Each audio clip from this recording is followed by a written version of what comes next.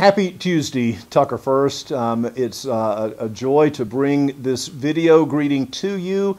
As we get started, I hope that you are being safe and that you are observing the recommendations that people have for staying safe and healthy in these days. This morning, today, I want to share with you a word to try to bring some hope into our lives in these days. In my devotional time today, I focused on a quote from St. Augustine, and I think his words may be timely. Augustine said, "Thou hast made us for thyself, O Lord, and our heart is restless until it rest in thee." We know what it's like to have restless hearts. And in these days, we live that out in so many ways. Over the last week, I have heard some new terms and some things that people are dealing with. A few days ago, I heard the term Zoom fatigue. A lot of people are doing virtual meetings by Zoom over the internet. And so much of that is going on that it's starting to produce some weariness in people, especially people that I've heard from that maybe are in college and taking classes, and people that have families where they have children at home, and trying to balance those demands of being in school full-time, of being in a family, and taking care of whatever work and our religious faith formation. All of those things together are starting to kind of produce some tiredness and fatigue in people's lives. I think St. Augustine's quote reminds us that ultimately the hope we have is when our hearts rest in God. In my devotional time earlier today, there was a couple of verses of Scripture that I have referred back to that stood out to me. I want to share these with you if you want to look them up. This comes from 1 John chapter 3, verses 18 to 20. And in those verses, John writes, "Little children, let's not love with words or speech, but with action and truth. This is how we will know that we belong to the truth and reassure our hearts in God's presence. Even if our hearts condemn us, God is greater than our hearts." And I hope you find some comfort in those words, that if we get tired and fatigued, if our hearts get weary, to know that God is greater than our hearts, regardless of what's going on in our hearts at this moment. Our hope is in God, and I hope that you will find the time to focus on your heart, to take time to allow your spirit to breathe and to get a fresh breath when there is so much that's going on in these days. To offer some guidance for us along that line, I do want to offer some things that might come as practical suggestions or words of insight for these days. Each week I follow Josh Spector in his blog that is entitled For the Interested, and if you want to subscribe to that, you can look it up on the internet, Josh Spector For the Interested.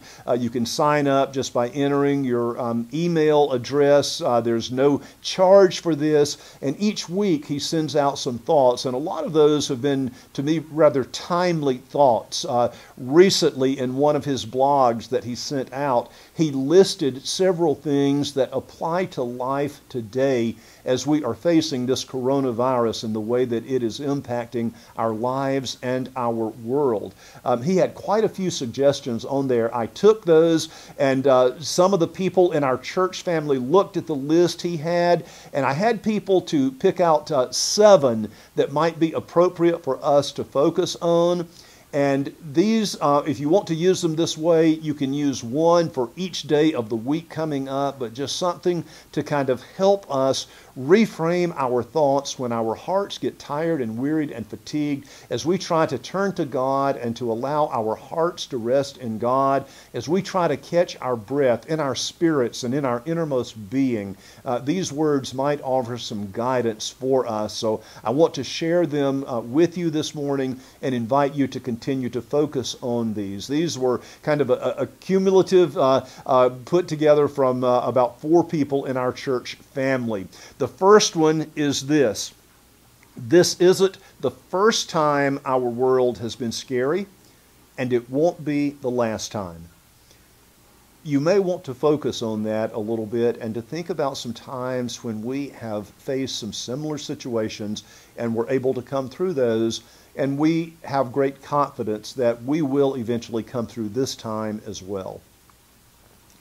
The second thought is this: extend conversations that make you feel better and end conversations that make you feel worse. And that's just kind of good practical advice. If something is making you feel better, continue going with it. But if it's making you feel worse or dragging you down, there's no reason to continue those types of conversations. The third thought that came out of Josh Spector's blog was this: the world has never been more prepared to deal with what's happening than we are now.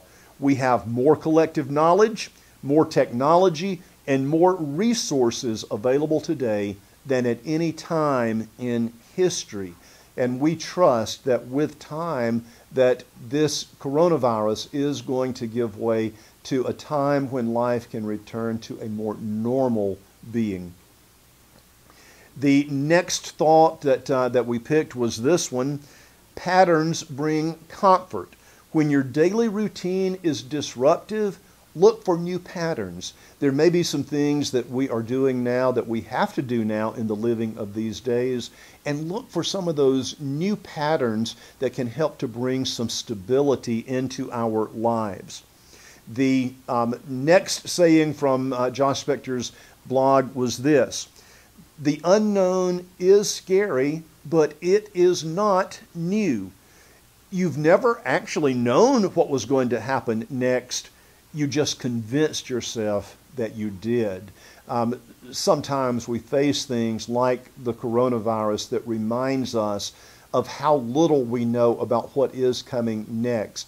There's so much of life where we get familiar and it brings a certain stability where we think we know what's happening, but the reality is life is always uncertain. And those are times when we need to try to trust God, to allow our hearts to rest in God, and to trust that God is greater than our hearts if our hearts begin to go into that fearful place.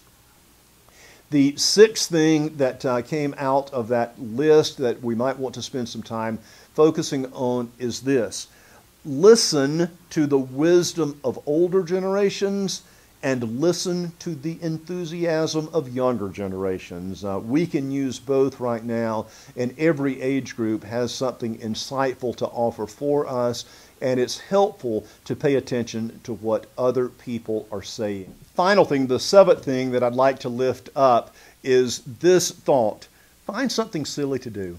Have fun, laugh, even if it's just for a moment. I'm sure that your family can come up with some things, maybe a comedy on TV, or look for things on the internet.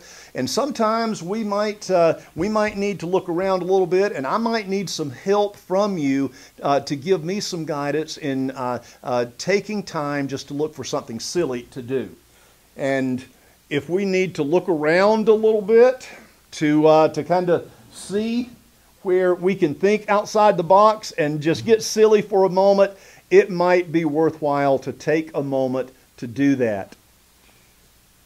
Finding time to breathe and to take the time for our hearts to rest in God can be vital for us in these days.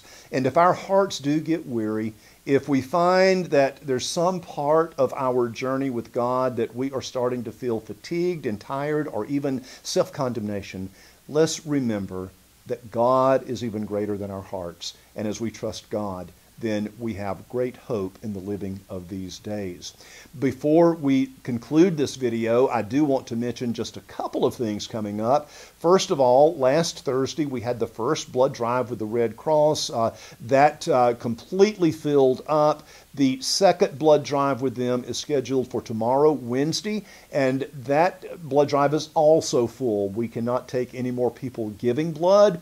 There are still a couple of slots available if people want to help out and volunteer. You can go on the website and click the link to the Red Cross blood drive if you would have a few minutes to help out as a volunteer.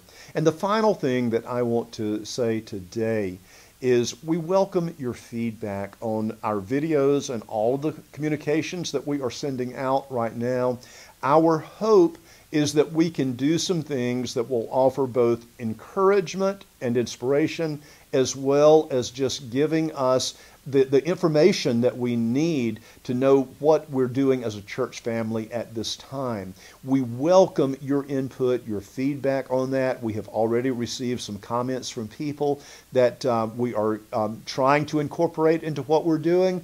But if you have some thoughts about what we're doing, how often we're doing it, or the way in which we are doing it, we would welcome your feedback coming into the church office that will give some guidance for us in these days. God bless you as we continue to move into this future.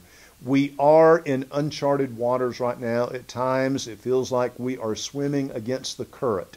But with God, we will find our way through this.